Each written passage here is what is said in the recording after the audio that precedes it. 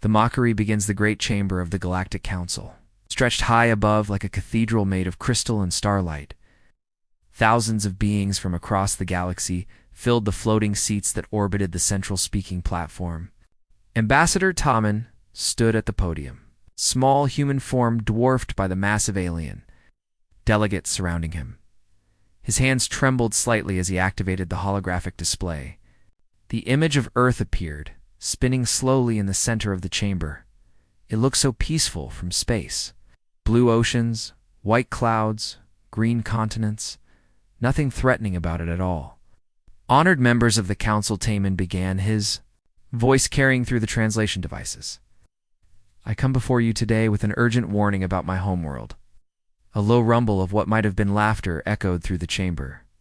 The sound came from the Vorthok delegation, tall, crystalline, beings who sparkled like living diamonds. Their leader, Council Prime Veltharion, raised himself higher on his floating throne. A warning. Veltharion's voice rang out like breaking glass. From the newest members of galactic civilization, how amusing. Dr. So-Young stepped forward. From behind Tommen, she was Earth's chief xenobiologist, and her face remained calm, despite the mocking sounds around them. She had studied these alien species for years, learning their languages, their customs, their weaknesses. With respect, Council Prime So-Young said, "We are not here to threaten anyone. We simply wish to inform you about certain unique characteristics of human development that you should understand before any interactions with our world." The Quillix delegation clicked their mandibles in what served as their version of laughter. These insectoid beings had conquered 17 worlds in the last century alone. Their compound eyes glittered with amusement as they looked down at the two small humans. Characteristics? Hissed Commander Zixtel, the Quillix war leader. We have studied your species extensively, little mammals. You are soft. You are weak. You require specific atmospheric conditions to survive. You have no natural weapons. Tommen felt his jaw tighten, but he kept his voice steady. That is precisely why we must warn you. Our evolutionary history is not what you think it is. Earth is not the paradise world your report suggests. The Nebulan delegation, gaseous beings contained within environmental suits, pulsed with colors that indicated extreme amusement.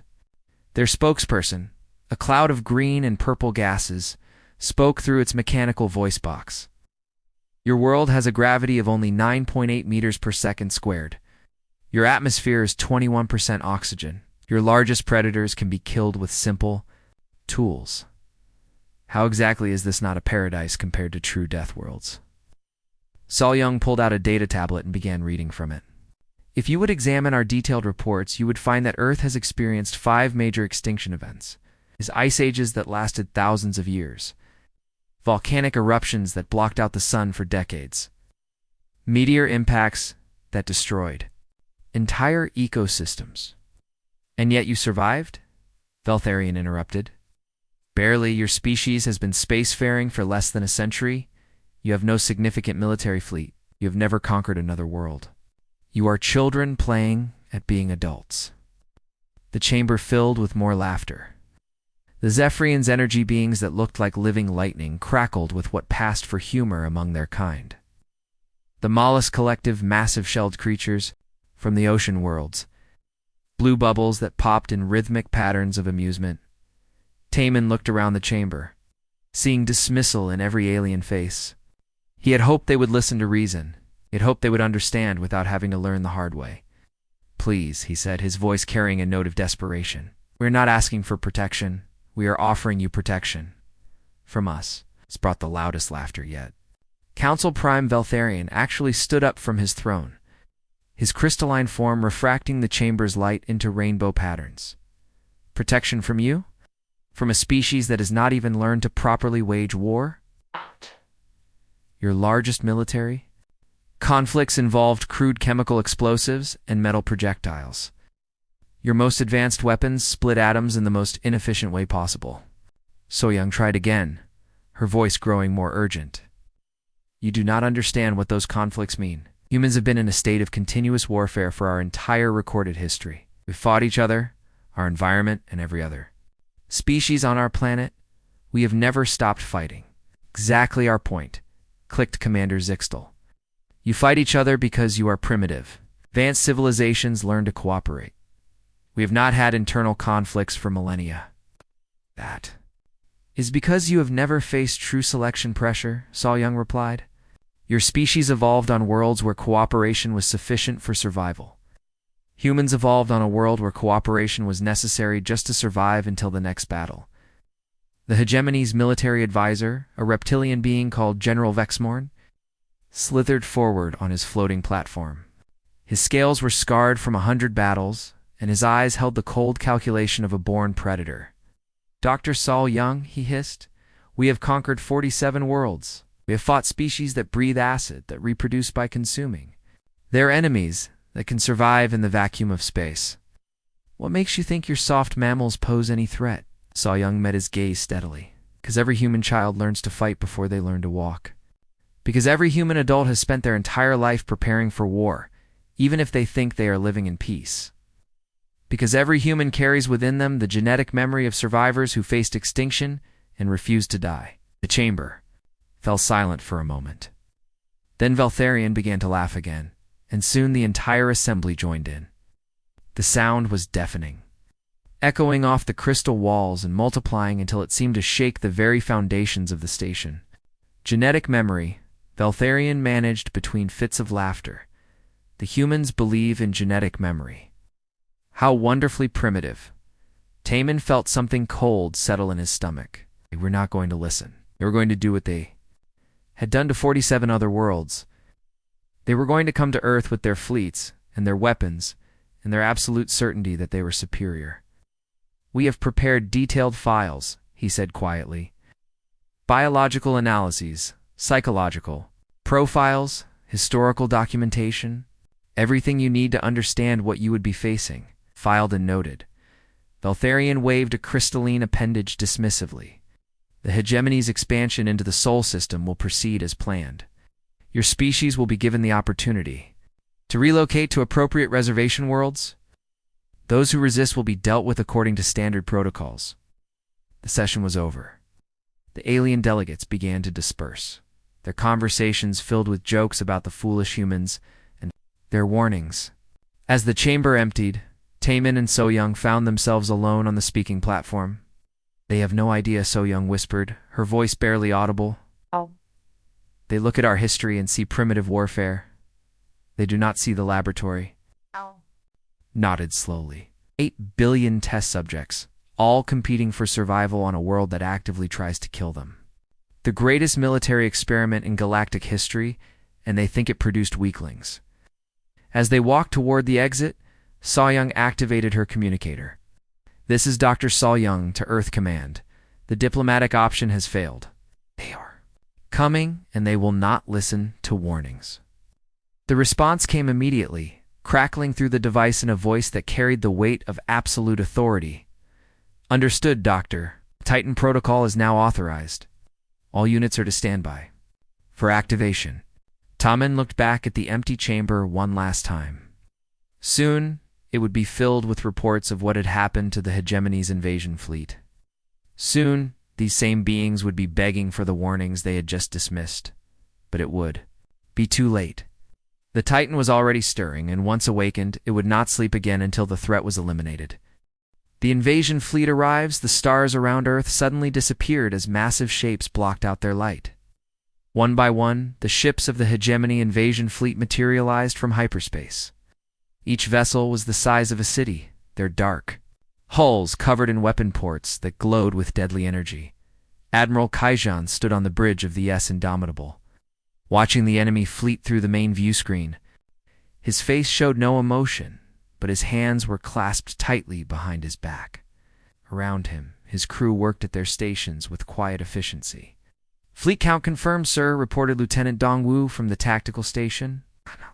12 ships total. Dreadnoughts, battle cruisers, and support vessels.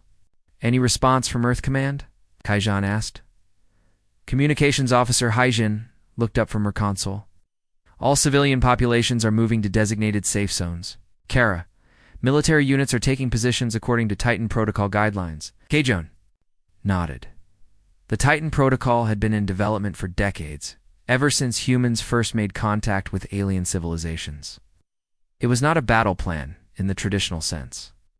It was something much more comprehensive. Sir, we are receiving a transmission from the Hegemony flagship, Hyjin announced. Put it through.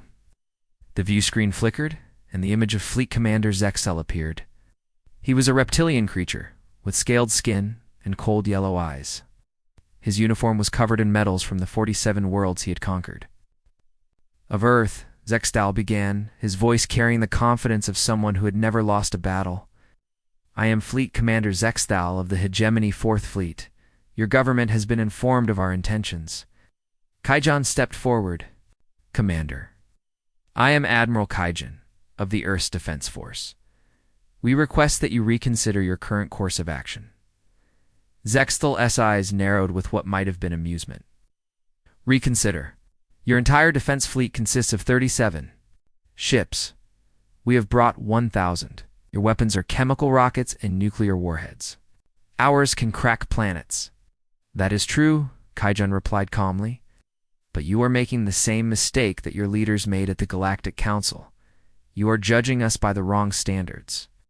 The standards of military strength, technological advancement, of numbers? Zextal leaned forward in his chair. By what standards should we judge you, Admiral? Kaijan was quiet for a long moment. Behind him, his crew continued their work. They were calm, focused, professional. They showed no fear, despite facing impossible odds. You should judge us by our history, Kaijan said finally. But since you have chosen not to do so, you will learn it firsthand. Zextal's expression changed slightly. For just a moment, uncertainty flickered across his features. Then his confidence. Return to your history is well documented. Constant warfare between your own species. Primitive weapons. Inefficient tactics. You have never faced an enemy like the Hegemony, Kaijan agreed. We have faced something much worse.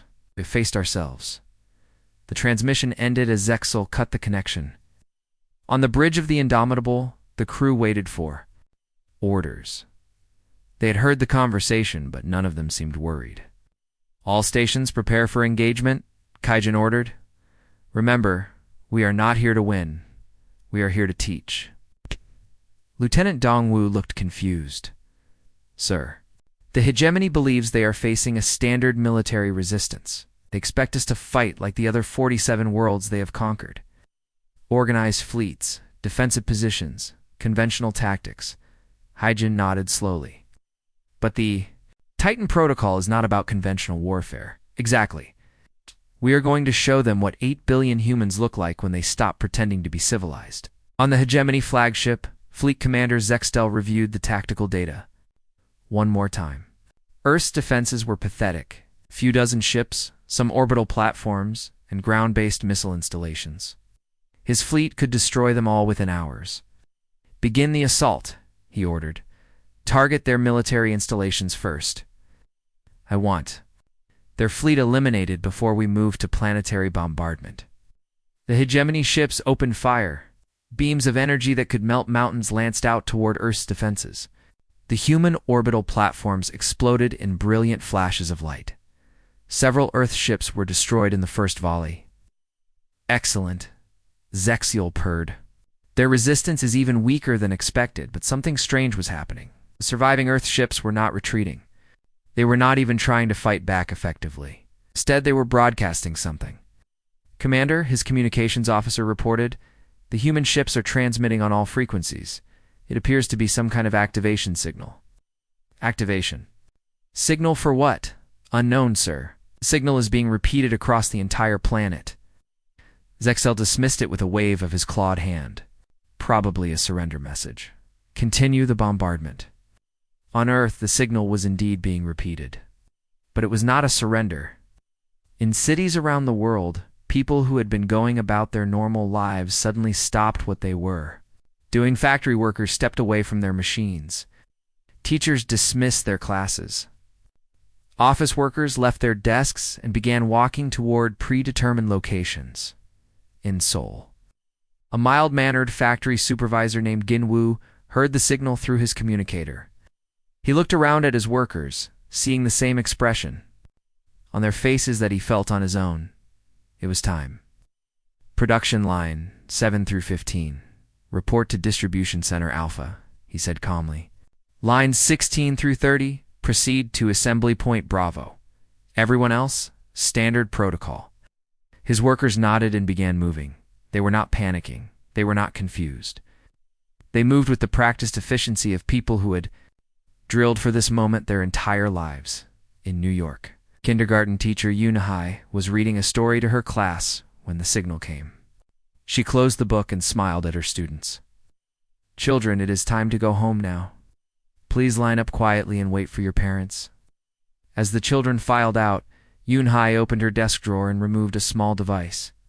She activated it and immediately received a stream of data. Evacuation routes, supply depot locations, communication frequencies, information that had been waiting dormant in hidden networks for decades. Within minutes, she was coordinating the movement of 300,000 civilians. Back in space, Zextal was growing impatient. The second wave of bombardment had destroyed more Earth defenses, but the planet below showed no signs of panic. There were no desperate calls for surrender, no chaotic evacuations, just efficient, organized movement. Status report, he demanded. Human military resistance is minimal. However, we are detecting unusual activity on the planet's surface. Large numbers of civilians are moving in coordinated patterns. Evacuations? Negative, sir. They appear to be taking positions. Zextal. Eyes narrowed. Positions for what? They have no weapons that can reach us in orbit. Unknown, sir. But the movement patterns are highly organized. Almost military in nature. For the first time since the invasion began, Zexal felt a flicker of unease. The humans were not behaving like the other species he had conquered. They were not trying to fight his fleet directly. They were not begging for mercy. They were doing something else entirely. Prepare the ground assault, he ordered. Deploy the first wave of troops to the major population centers. Let us see how organized these civilians really are. As the hegemony troop transports descended toward Earth, Admiral Kaijan watched. From the bridge of his damaged ship, half of the Earth fleet was gone, but he was not concerned.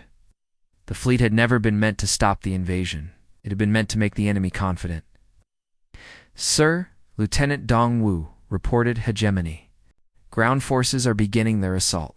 Kaija nodded. Signal Earth Command. Tell them the Titan is fully awake. Phase 2 is authorized. On the surface of Earth, 8 billion humans received the signal simultaneously.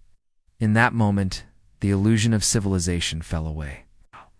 Masks of peaceful daily life were removed, and the hegemony was about to discover what humanity really was. The Titan stirs the first hegemony troop transport touched down in the ruins of what had once been downtown Tokyo. The massive ship's landing thrusters melted the asphalt as it settled onto the empty street.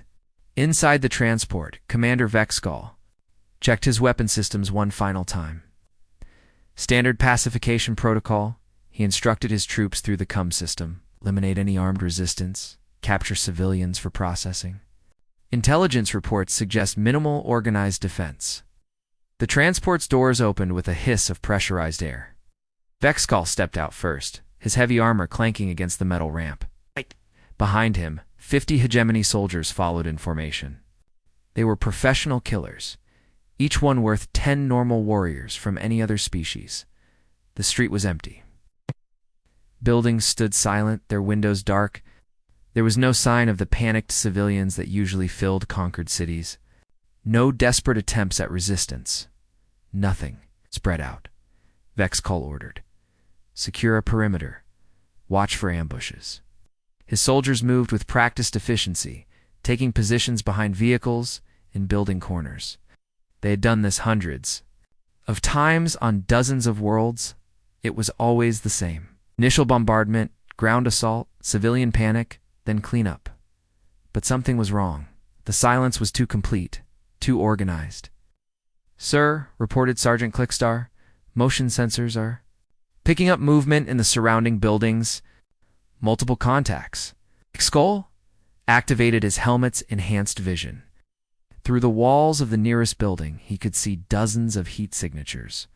They were not running or hiding. They were moving in coordinated patterns, like soldiers taking positions. Impossible, he muttered. Intelligence said this was a civilian area. That was when the first shot rang out. The bullet struck Vexcall's armor and bounced off harmlessly. But the sound echoed through the empty street like thunder. Immediately, his soldiers spun toward the source, weapons raised. Sniper fire from the third floor, Clickstar reported. Single shooter. Eliminate the target, Vexcall ordered. 2 soldiers aimed their energy weapons at the building and fired. The beams tore through the concrete wall, vaporizing everything in their path. The building shuddered, but did not collapse. Target eliminated, one of the soldiers reported. But even as he spoke, another shot rang out. This one came from a different building, then another from across the street, then another. Multiple snipers. Clickstar's voice was tight with confusion. They are coordinating their fire. Vexcall looked around at the surrounding buildings. Every window could hide a shooter. Every doorway could conceal an ambush. This was not how civilians were supposed to behave. Call in air support, he ordered. Level these buildings. But before the air support could arrive, something else happened. The manhole covers in the street began to lift. From the sewers below, humans emerged. They moved silently, efficiently, like predators stalking prey. These were not the soft civilians that hegemony intelligence had described. These people moved like soldiers, carried weapons that looked primitive but were obviously well-maintained. Their faces showed no fear, only cold calculation. Contact front, Clickstar shouted as the first wave of humans opened fire. The battle that followed was unlike anything in Vexcall's experience. The humans did not charge blindly into superior firepower. They did not panic when their comrades fell. Instead, they moved with the coordinated precision of a military unit. Every doorway produced new shooters. Every window became a firing position. The humans seemed to appear from nowhere, strike hard, then disappear again. They used the urban environment like a weapon, turning every building into a fortress. This is impossible, Vexcall said into his comm as another of his soldiers fell. These are supposed to be civilians. All units. This is Commander Vexcall. He broadcast on the general frequency. We are encountering unexpected resistance. Repeat, the humans are fighting like trained soldiers. The response came from all across the planet. Every landing site was reporting the same thing. The humans were not behaving like conquered civilians. They were fighting like they had been preparing for this moment their entire lives, in the underground bunkers of the Titan Command Center. General Sungo watched the battle reports flowing in from around the world. Each screen showed the same. Story hegemony forces landing, expecting easy victory, then being met with coordinated resistance. General, reported Colonel Mi-kyung. All sectors are reporting successful Phase 2 implementation. The enemy is confused and taking heavy casualties. Sung-ho nodded, but his expression remained grim. He still did not understand what they are facing. They think this is organized military resistance.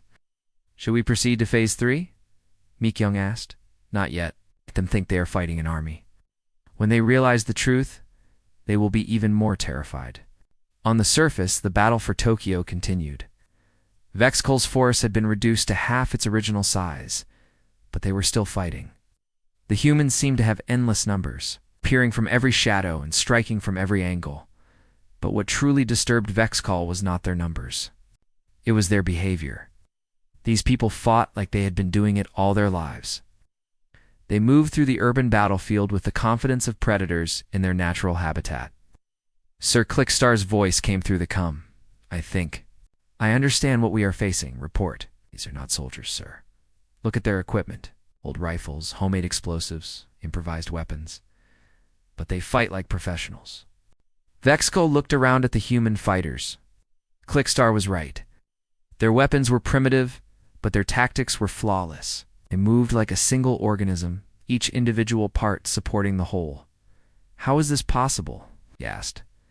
Double quotes, sir. What if they are not professional soldiers? What if they are just very good at being soldiers? The thought sent a chill down Vexskull's spine. If these were ordinary civilians fighting like professionals, what would actual human military forces be like? His question was answered moments later, when the real Earth Defense Forces arrived. The sound came first, a low humming that seemed to come from everywhere at once. Then the air above the battlefield filled with small, fast-moving objects. They looked like insects, but they moved with purpose and intelligence. Drones, Clickstar breathed.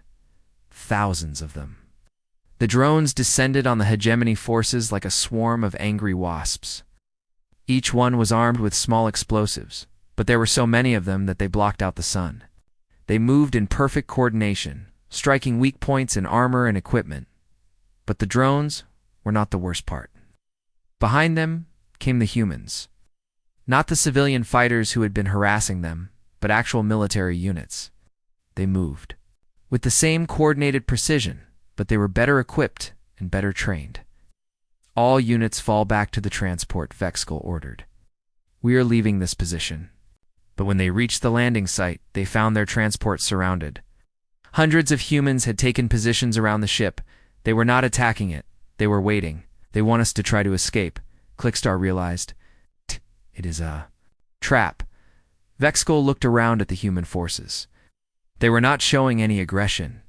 They were not demanding surrender. They were simply waiting with the patience of predators who knew their prey had nowhere to run. Commander Vexskull, a human voice called out in accented hegemony standard. This is Colonel Park of the Earth Defense Force. We would like to speak with you. A figure stepped out from behind one of the human positions. It was a woman, middle-aged.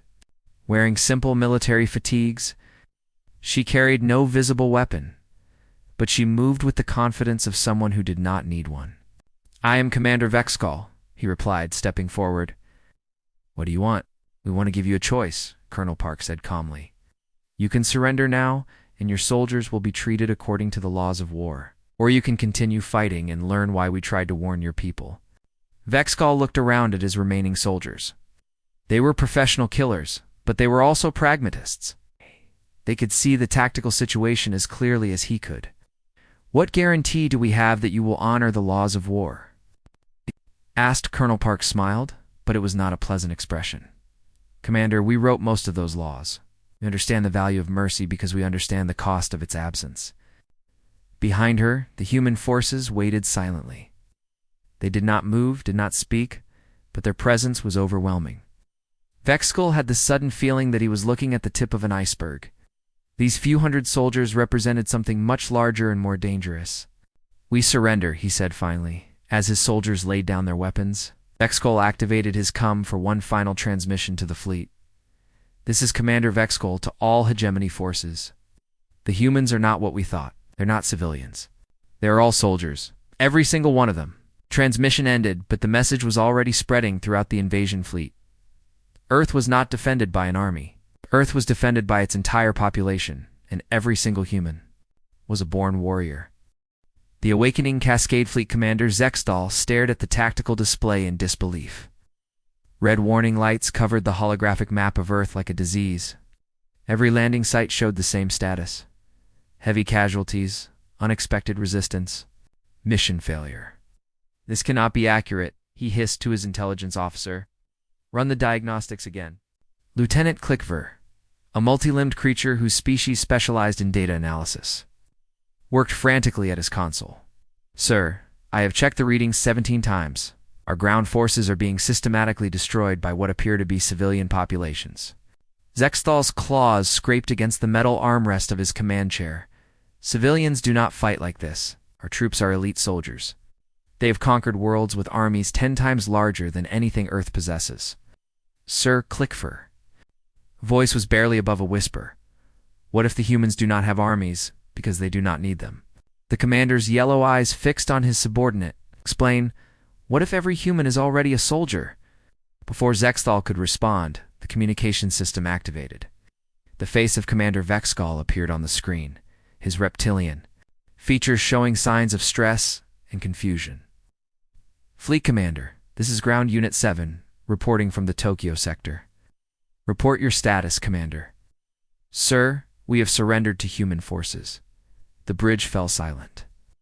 In the hegemony's 1,000-year history, elite ground units did not surrender to primitive species. Repeat that transmission, Commander. Sir, we encountered resistance that was beyond our tactical parameters. The humans fight as if they have been preparing for this specific battle their entire lives. Zexthal leaned forward. They're using advanced weapons? Hidden technology? Negative, sir. Their weapons are primitive. Chemical projectiles, improvised explosives, basic communications equipment. But their tactics are flawless. They move like a single organism. Another communication channel opened. This time it was Captain Mordix from the London landing site. Fleet. Commander, requesting immediate extraction. We're outnumbered 1,000 to 1. Captain, your unit consists of 100 elite soldiers with advanced weaponry. Yes, sir, but there are 100,000 humans surrounding our position. They are not running away. They are hunting us. More channels opened. Berlin, Moscow, New York. Every ground commander was reporting the same impossible situation. They were not facing armies. They were facing entire cities full of people who fought like professional soldiers. Sir Clickfor announced, I am receiving data streams from our combat units. The humans are using coordinated tactics that suggest a unified command structure. Show me. The tactical display zoomed in on the London battlefield. Thousands of red dots representing human fighters moved across the map, but they were not moving randomly. They flowed like water, surrounding hegemony positions, cutting off escape routes, applying pressure at exactly the right points. This is impossible, Zexthal muttered. No species can coordinate millions of individuals without advanced technology. Sir, what if they do not need technology? What if this coordination is natural to them? On the surface of Earth, the truth was exactly as disturbing as Clickfor suspected. In every city, ordinary humans were transforming into something their alien invaders could not comprehend. In Seoul, factory supervisor Jin Woo stood in what had once been a shopping mall. Around him, 3,000 people waited for orders. They were not soldiers, but they moved and thought like soldiers. A grandmother who had spent the morning baking bread now carried a rifle with the confidence of a veteran marksman. A teenager who had been playing video games an hour earlier was coordinating supply lines with the efficiency of a logistics expert. Status report, Jin Woo said into his communicator. Sector 7 is secure, came the reply from a voice he recognized. As his former accountant, enemy forces have been neutralized or captured. Sector 12 is ready for Phase 2, reported his daughter's school teacher. Jin Woo looked at the tactical display that had been set up on a folding table. It showed the entire city, with friendly forces marked in blue and enemy positions in red. The red dots were shrinking by the hour. It's his sole command to all sector leaders, he announced. The enemy is beginning to understand that we are not what they expected. Prepare for escalation. In New York, kindergarten teacher Yoon Hai was doing something that would have seemed impossible just days earlier. She was coordinating the movement of 2 million people while simultaneously managing supply distribution for a quarter of the continent. The command center had been set up in what used to be a subway station. Dozens of volunteers worked it improvised. Computer terminals, tracking everything from ammunition supplies to food distribution. Most of them had been ordinary office workers or store clerks before the invasion began. Ms. Yoon-hai called out a young man who had been a coffee shop barista. That morning, we have confirmation that hegemony forces are requesting air support. Should we activate the anti-aircraft positions? Yoon-hai checked her tactical display. Negative. Let them bring their aircraft. We want them to see what happens when they try to use their advanced technology against prepared humans. She activated her communicator and spoke to someone on the other side of the planet. This is New York Command to Beijing Operations. The enemy is about to discover our air defense capabilities. Are your people ready? Confirmed, came the reply and accented. English. Let them learn. Above the earth, Zexthal was indeed preparing to use air support. His ground forces were being systematically eliminated, but he still had advantages. His atmospheric fighters could strike from above, beyond the range of primitive human weapons. Launch all atmospheric attack squadrons, he ordered. Target the major population centers. If we cannot hold ground positions, we will eliminate the humans from the air.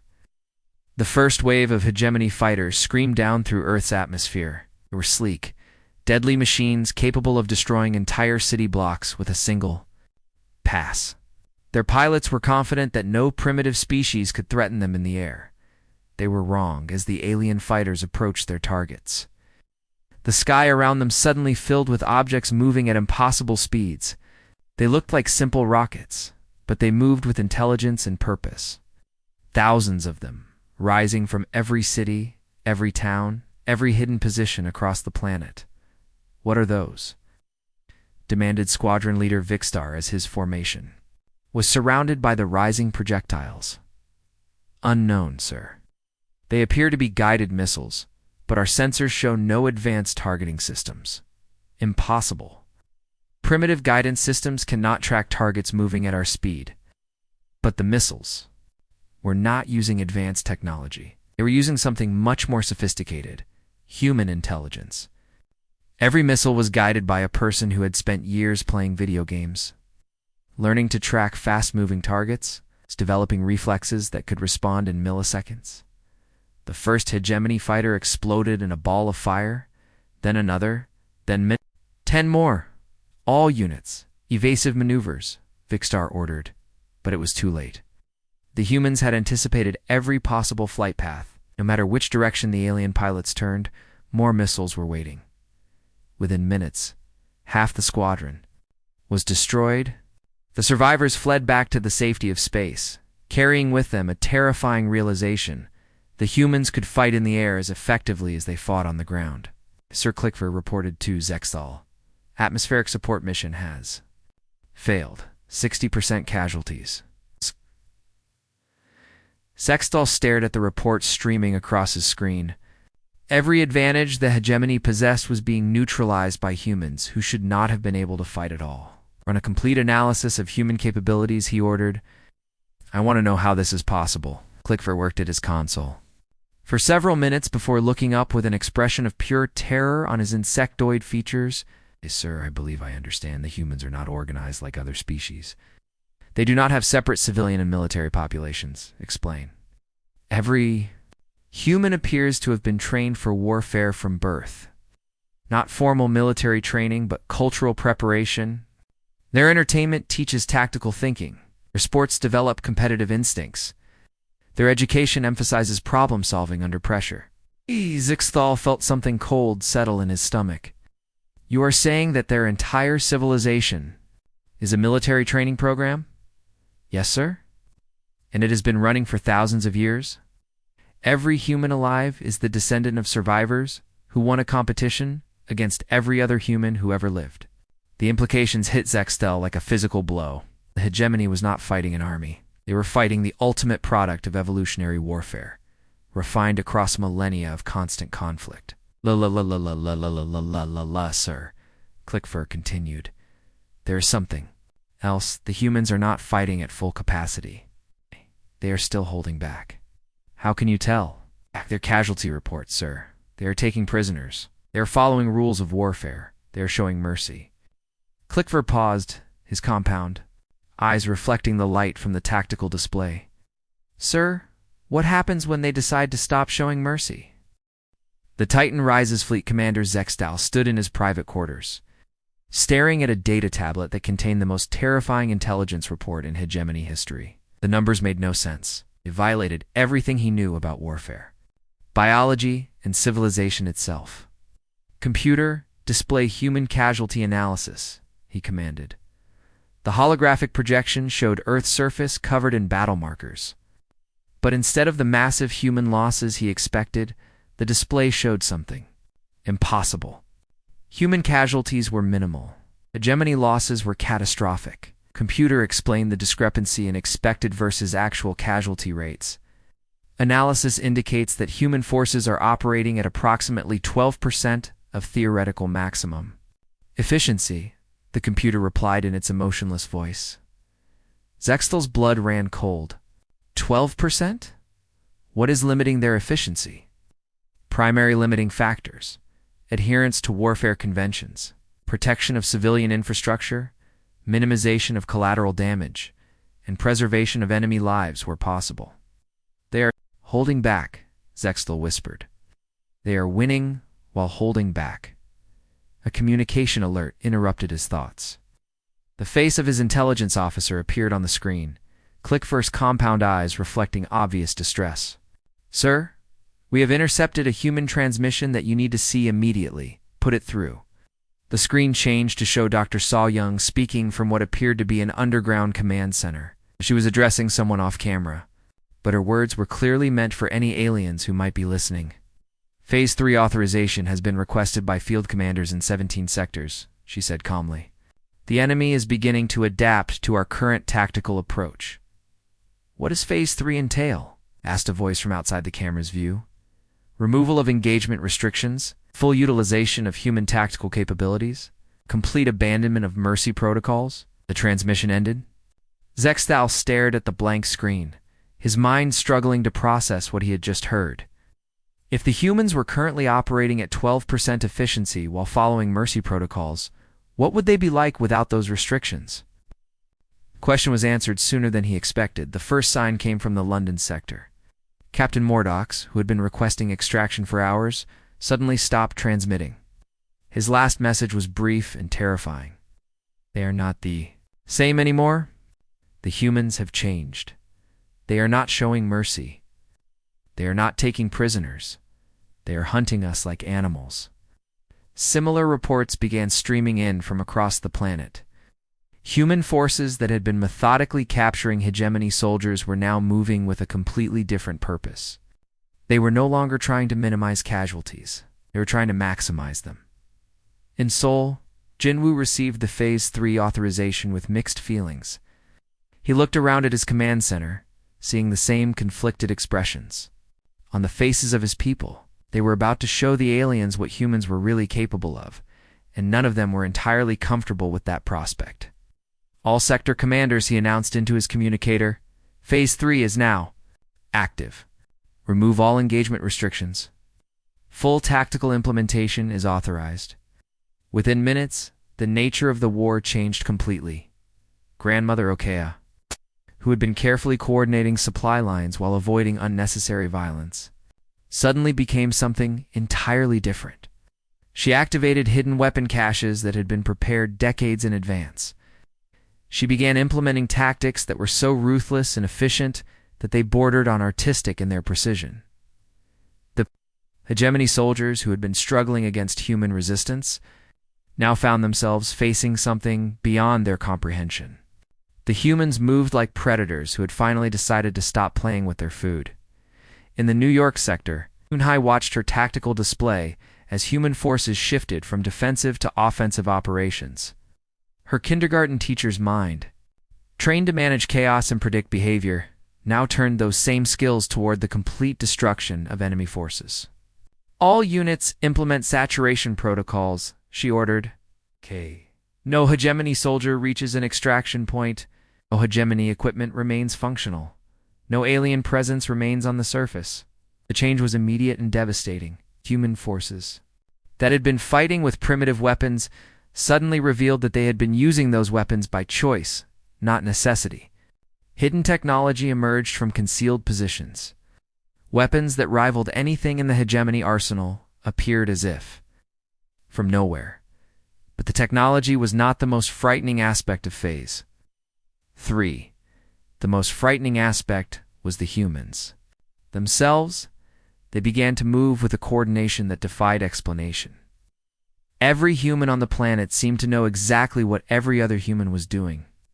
They anticipated enemy movements before the aliens made them. They countered tactics. Before those tactics were implemented, on his flagship, Zextal watched in horror as his ground forces were systematically eliminated. But elimination was not the right word. They were being hunted to extinction with the methodical precision of a species that had perfected the art of warfare over millions of years, sir. Clickver reported, his voice shaking. We are receiving surrender requests from all remaining ground units. They're begging for extraction. Grant them extraction immediately, Zextal ordered. Sir, the humans are not allowing extraction. They have established a complete blockade of the atmosphere. Our transport ships are being destroyed before they can reach the surface. Zextal looked at his tactical display. The red dots, representing his ground forces, were disappearing one by one. Each dot represented hundreds of elite soldiers, beings who had conquered dozens of worlds. Now they were being eliminated by creatures who had never left their home planet. How many ground forces do we have left? Less than 10%, sir. And that number is decreasing rapidly. What about our orbital bombardment capability? Can we glass the planet from orbit? Clickver worked at his console for a moment before looking up with an expression of pure terror. Sir, the humans have captured several of our ships. They are using our own weapons against us. How is that possible? Our ships require specialized knowledge to operate. Sir, they figured it out. In less than 6 hours, they reverse-engineered our technology and turned it against us. On the surface of Earth, the truth was even more disturbing than Clickver realized. The humans had not simply captured hegemony ships, they had improved them. Human engineers working with technology they had never seen before were making modifications. That enhanced the alien weapons beyond their original specifications. In a captured hegemony cruiser above the Pacific Ocean, a team of human technicians led by a former auto mechanic named Hyeon Soo were systematically upgrading the ship's weapon. Systems. The energy flow in these alien weapons is incredibly inefficient, Hyeon Soo explained to his team. If we reroute the power coupling through the secondary manifold and increase the focusing array by 30%, we can double the weapon's output. Will that not overload the system? Asked one of his assistants, a woman who had been designing. Children's toys the day before. Not if we implement proper heat management. Look, it is the same principle we use in industrial equipment, just scaled up. Within hours, the captured hegemony ships were outperforming their original specifications. Human ingenuity applied to alien technology. It's producing results that terrified the remaining hegemony forces. Zextal realized that his invasion had become something else entirely. He was no longer attacking Earth. Earth was attacking him. Every ship he lost, every piece of technology that fell into human hands, made his enemies stronger. Sir Clickver announced, "We are receiving a transmission from the planet's surface. It appears to be from the human military leadership. Put it through." Dr. So-Young appeared on the screen again, but she looked different now. The polite diplomat, who had warned the Galactic Council, was gone. In her place was something harder, colder, more dangerous. "Fleet Commander Zexal," she said, "we tried to warn you. We tried to tell you what would happen if you forced us to show you what we really are, Dr. So-Young. We can negotiate a cessation of hostilities." "No," she replied simply. "You came here to conquer us. You dismissed our warnings. You laughed at our offers of peace. Now, you will learn why humanity spent 10,000 years learning to control itself." The transmission ended as Zextal stood, alone on his bridge, watching his fleet die around him. In the space of a single day, the most powerful military force in galactic history had been reduced to a collection of burning hulks, and the humans were just getting started. The Titan Stands, the hegemony flagship, drifted in space like a dying whale. Its hull cracked and bleeding atmosphere into the void. Fleet Commander Zextal sat in his command chair, watching the last of his escort ships explode in brilliant flashes of light around him. His bridge crew worked frantically at damaged consoles, trying to maintain basic life support.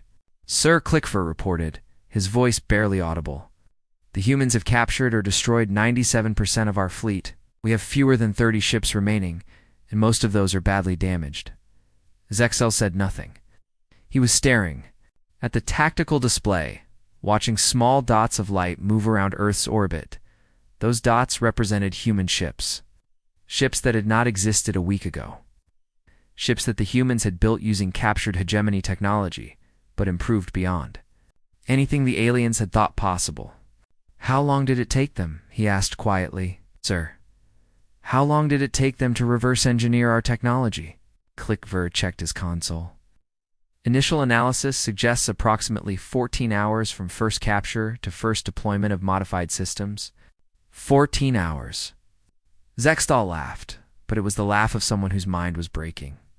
"We spent centuries developing that technology. They improved it in 14 hours. Communication system activated, without warning." The face of Admiral Kaijin appeared on the screen.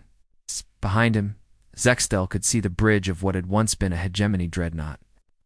The humans had modified it extensively, adding systems that looked both familiar and alien.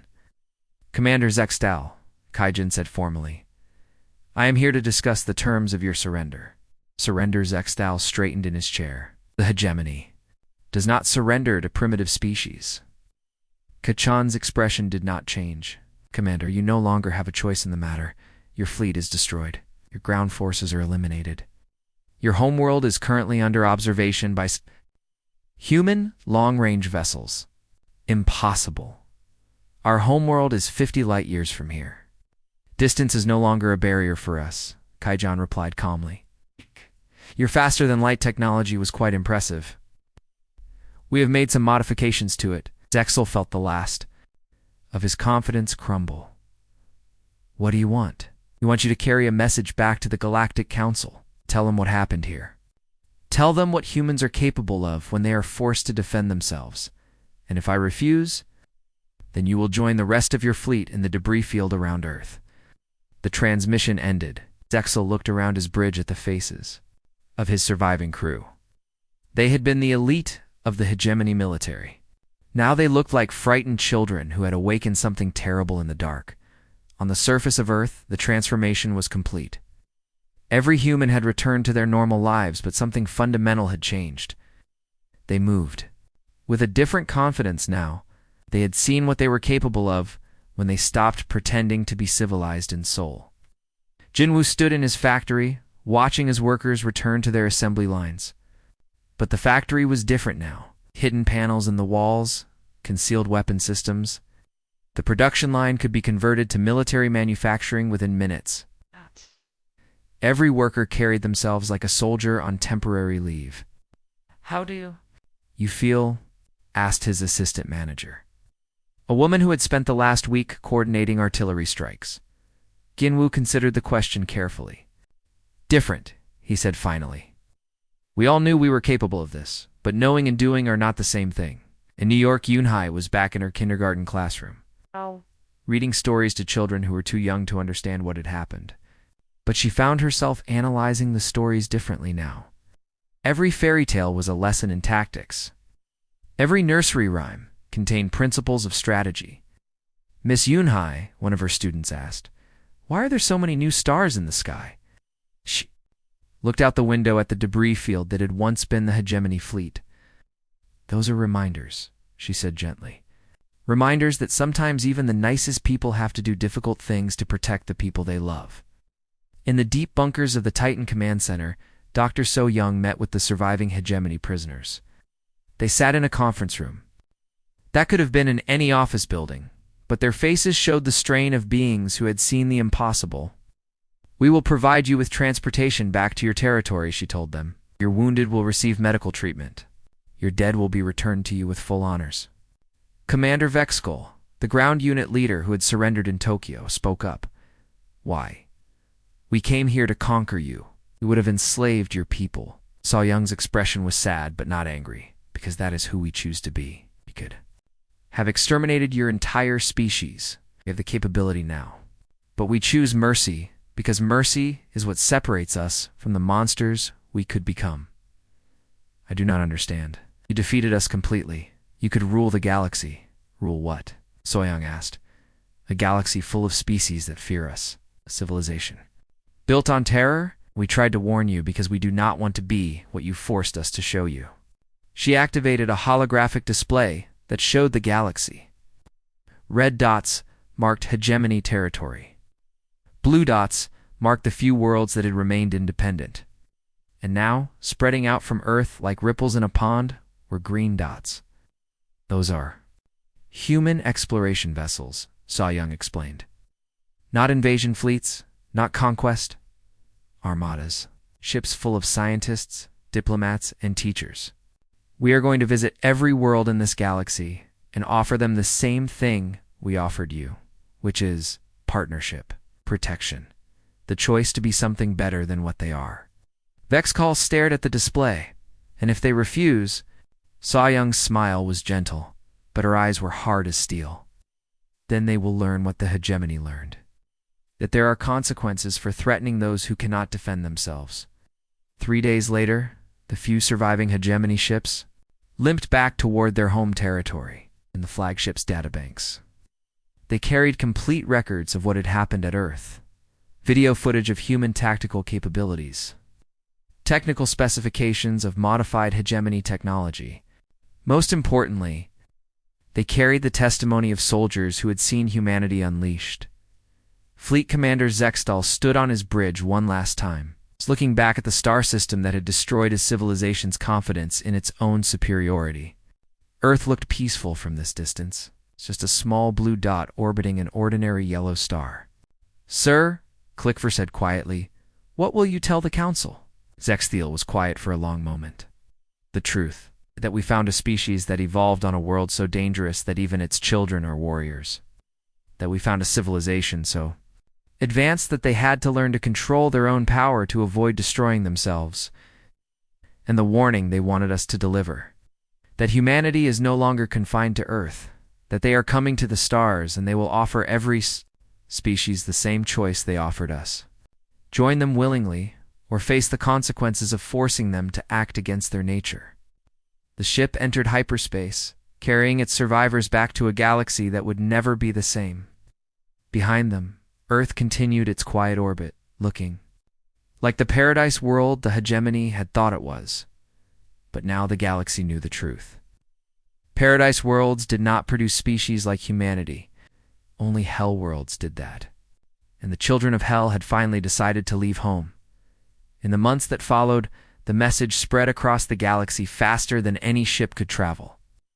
The hegemony, the most powerful military force in known space, had been destroyed by a species that had never conquered another world. The humans were coming, and they brought with them an offer that no wise civilization would refuse: peace, partnership, and protection for those who chose cooperation. Swift, efficient destruction for those who chose violence. The Titan had awakened, looked around at the galaxy, and found it wanting. Now it was going to fix that problem, one star system at a time, and the galaxy would never be the same.